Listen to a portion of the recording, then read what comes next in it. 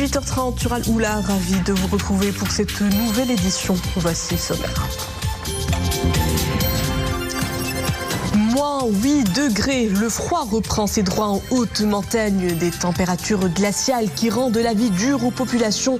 Nous irons à Azilal où des initiatives solidaires fleurissent pour venir en aide aux habitants, particulièrement aux écoliers en proie aux rigueurs de l'hiver. De 1975, le passage au Nouvel An Amazigh, c'est dans quelques heures. Eid el-Naguer, un événement majeur qui réunit les Amazirs du monde entier. À Tiznit, ce jour de fête se prépare dans la pure tradition. Notre caméra a suivi quelques rituels de célébration. Puis zoom sur une découverte archéologique qui nous emmène au 19e siècle. Des épaves de 2 navires ont été retrouvées sur le large d'El Jadida.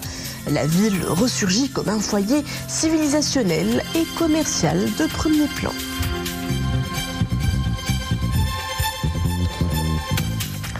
Bonsoir, le soleil a rayonné sur tout le pays ce lundi. Après ce léger redoux, le ressenti de froid devra s'accentuer à partir de demain partout à travers le pays. Attention, le mercure chutera à moins 8 degrés dans les provinces d'Ifren, Boulman, Sfro. Également du côté d'Azilal, Bni Mellal, Khnifra, Al-Haouz, Figig, Chichawa, Tinrir, Ouarzazate, Midelt et Taroudant.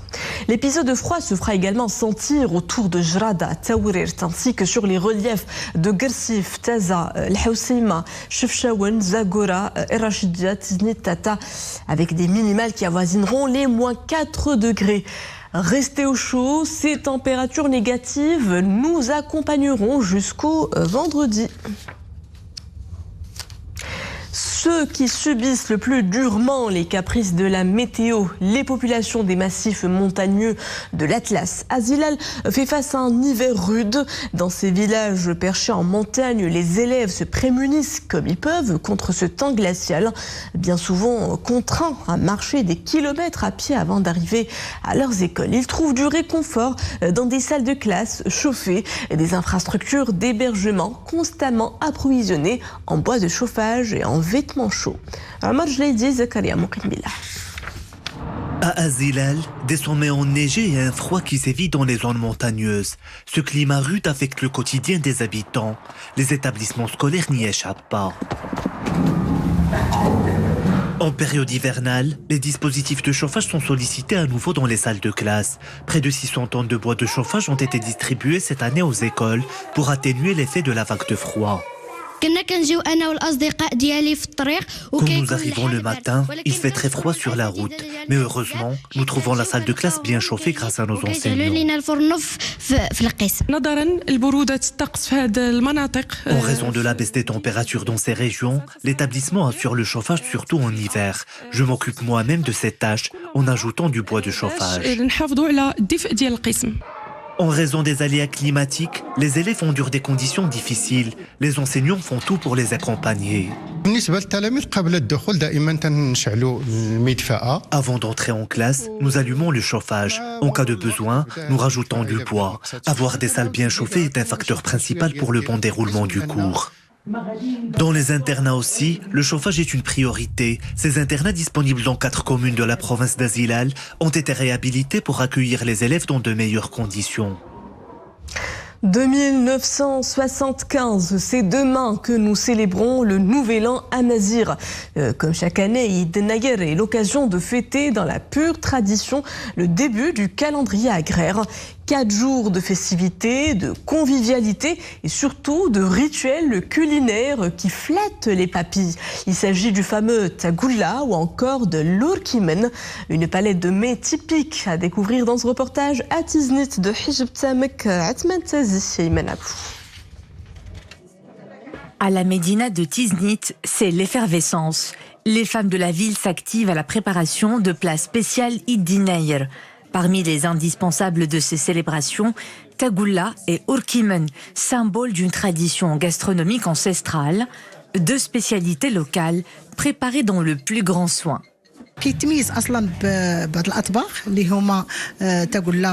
Les célébrations du Nouvel An amazigh sont associées à la préparation de tagoula et urkimen, des repas très riches en ingrédients à base de céréales qui marquent le début de la saison agricole chez les Amazirs et traduit un attachement à la terre et à l'espoir d'une bonne campagne agricole.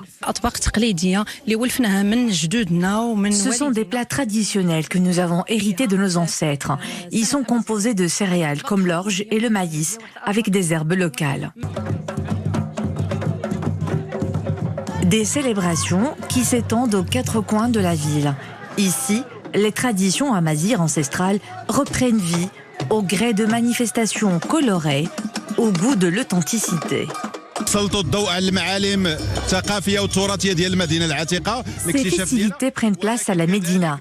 L'idée de permettre à la population de s'associer de manière spontanée à ces célébrations, avec l'ambition de promouvoir le patrimoine et la civilisation amazigh, les pratiques artistiques et les talents créatifs, à travers diverses activités qui investiront plusieurs places emblématiques et qui renvoient à la gastronomie, les tenues vestimentaires, les arts plastiques, la photographie ou encore les produits terroirs.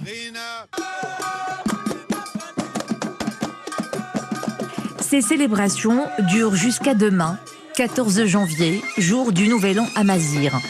Demain, on entre dans l'année 2975, correspondant au premier jour du calendrier agraire.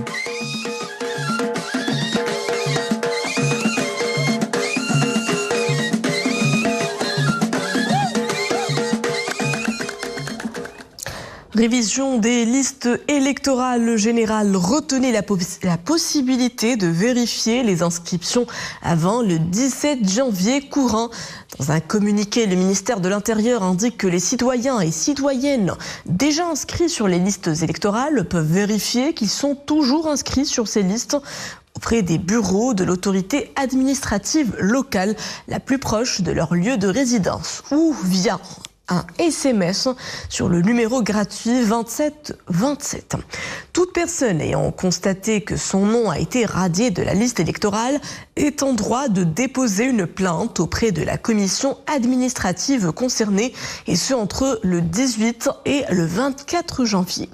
Les citoyens non encore inscrits sur ces listes électorales générales et remplissant les conditions légales peuvent déposer leur demande d'inscription auprès des bureaux de l'autorité administrative locale les plus proches de leur lieu de résidence ou via le site électronique www.listeelectorale.ma.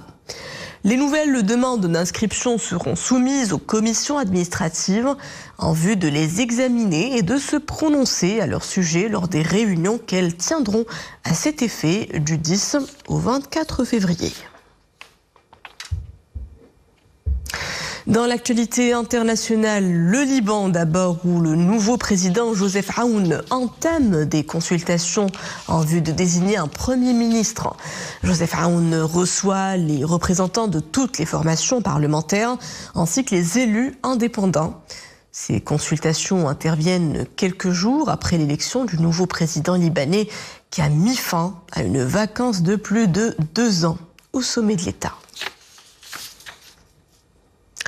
Une nouvelle ère promise pour le Liban, tandis qu'à Gaza, toujours pas de répit des violences à l'horizon.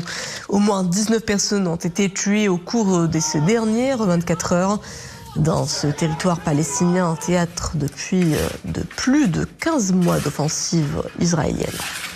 Les négociations indirectes en vue de la libération des 94 otages, dont 34 sont morts selon l'armée israélienne, et un accord de trêve avec le Hamas se sont intensifiés ces derniers jours. Du jamais vu, l'année 2024 a bel et bien été la plus chaude jamais enregistrée.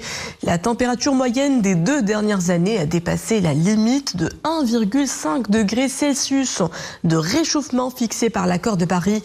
2024 est donc la première année à passer au-dessus du seuil de 1,5 degré de réchauffement selon une analyse de l'Organisation météorologique mondiale.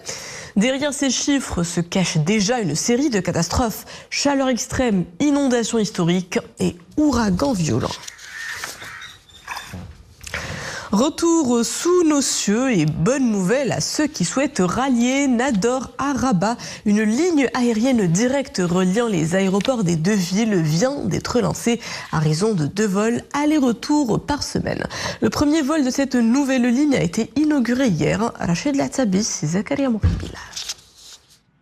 Un avion atterrit à l'aéroport Nador Al-Aroui en provenance de l'aéroport de Rabat-Salé.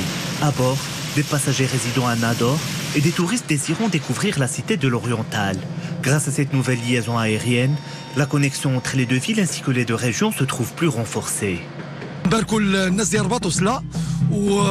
C'est une aubaine pour les habitants de Rabat, de Salé et de Nador. La nouvelle liaison a permis de raccourcir les distances et le temps de voyage, à peine 30 minutes. Nous avons voulu être les premiers à investir cette ligne.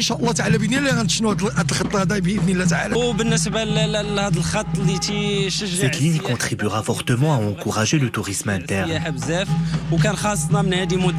Le lancement de cette nouvelle connexion aérienne est de nature à encourager le développement socio-économique, à renforcer le transport aérien à destination de l'Oriental et à améliorer la mobilité des touristes nationaux et étrangers.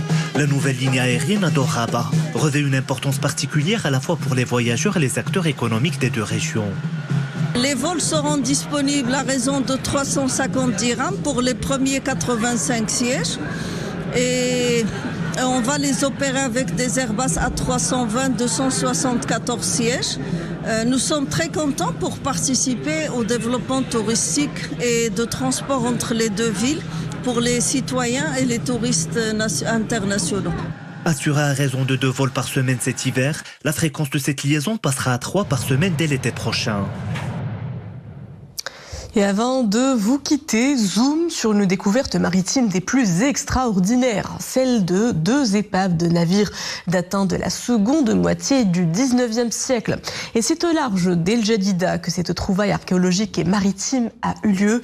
Mohamed Chakir, Leila Asli, Maria Ouatan. Dans les profondeurs abyssales du port d'El Jadida, reposé jusque-là, et dans le silence aquatique des âges, 2 épaves de navires centenaires, une découverte archéologique des plus insolites qui laisse à penser que plusieurs naufragés se sont heurtés jadis aux conditions météorologiques redoutables de la cité fortifiée avant la construction des bateaux brise-glace. كنتواجدوا الان بميناء الجديده باش نقوموا بواحد الاشاعه ديال واحد.